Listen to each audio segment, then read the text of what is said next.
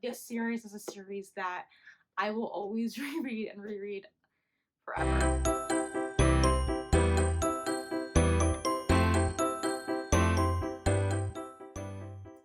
Hello everyone, welcome back to my channel. My name is Riley K. Jones. I'm a writer, teacher, and author tuber, and today we're going to talk about my November book reading wrap-up. Now, some of you may have seen the video that I posted last week about my November, so if you are interested in how my November went and my NaNoWriMo journey, click the card above for the video that I posted last week all about that. Well, since there was NaNoWriMo happening, I did not get a lot of reading done. I'm still working through and going to work through the book that I was currently reading, but I also took a break from that book to reread a series that is one of my favorite series growing up, and so I felt nostalgic, and I was like, I just want something easy to read during the craziness of November, and so I started rereading From Far Away by Kyoko Hirakawa. From Far Away is a kind of like sci-fi fantasy vibe. So we have the main character, Noriko, who is from our world, and she, in the very beginning, she gets into an accident where there's like a terrorist bombing accident, and the explosion transported her to this place where he is from, Izark. Anyway, she gets transported to his world, where she wakes up into this big sea of trees. So like it's all these trees, like a forest, and it's filled with this golden moss. And then she wakes up, she's all alone. Monsters come to attack her, and then he saves her. And then very early on, you find out in the book too that the governments of this land, they want this thing called the Awakening, so they could control the Sky Demon. And Zark wants to come and kill the Awakening. However, he ends up saving her because he doesn't know that it's going to be a girl who's helpless. But he still has plans of what to do with the Awakening. Should he kill her or should he not? Some positive things that I really, really love about this book series is one, when she comes to this new world, Noriko and Izark can't communicate because they speak different languages, which is just like so refreshing.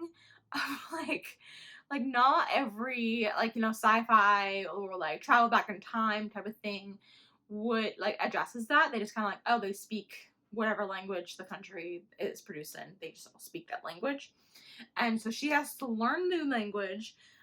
She really struggles with self-doubt of like, I can't do anything because I'm just a normal, ordinary human. Like, there's nothing special about me. But then she starts to grow in her journey and realizing I can do little things to help people around me, and I can show kindness to people. So one of the first things that she does is she tries to learn the language so she can better help the Zark and the people that they come across.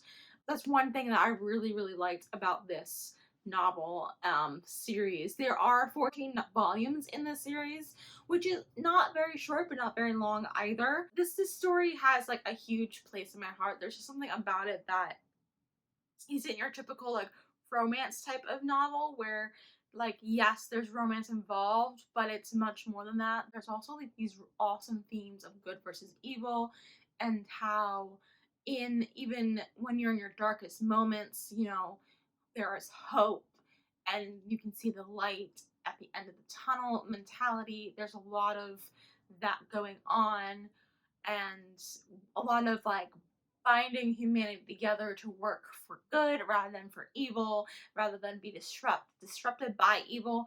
So I think like in 2020, like we all really need that kind of perspective. We are surrounded by so much turmoil in 2020, whether it is through politics or this virus happening or just being in isolation and not being around people that we normally see every day, or maybe having monetary issues because of work or not being able to work or just prices rising. There's so much going on just in America, and like the whole world is feeling it right now.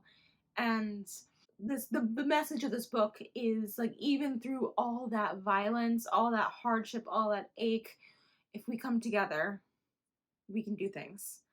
we can look to truth, look to the light, look to goodness, and overcome such turmoil and things of people wanting to use things for evil and for darkness, or even just the darkness that's around us. We can be a shining light to other people. And I just loved that theme so much. It's applicable for any day, but it's also especially applicable for 2020. So I read all 14 volumes in November. Unfortunately, it is an older book, so I know people sell these like online used. It's hard to get them new. This was actually written in Japan first in the 90s, and then it was published in America in the early 2000s. So it is a bit harder, but if maybe your library might have a copy of it, or maybe you can find some copies of it online. It is one of my favorite series. I did not hold on to many of my manga growing up. I got rid of a lot of it, but this series is a series that I will always reread and reread forever. So that is all I have for today's video. If you enjoyed this video, please give this video a nice big thumbs up to let the algorithm know that you enjoy this type of content. And also, please consider subscribing if you like videos on all things writing and reading. I release new videos every Thursday. Writing, keep reading, and stay creative. Bye!